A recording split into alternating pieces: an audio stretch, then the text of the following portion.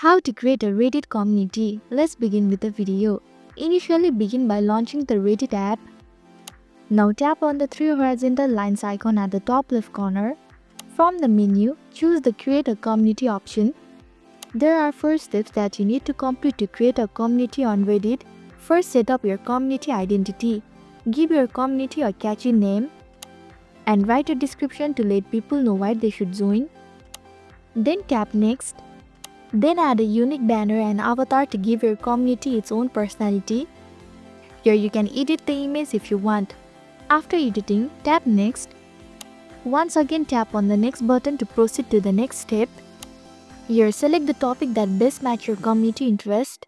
After selecting, click Next. Furthermore, decide how open you want your community to be. You have 3 options.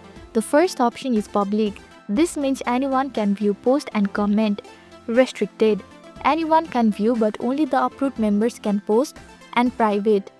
Only approved member can view or post. If your community will feature a mature content, toggle on the 18+ switch and hit Next. There you go. You have successfully created a Reddit community.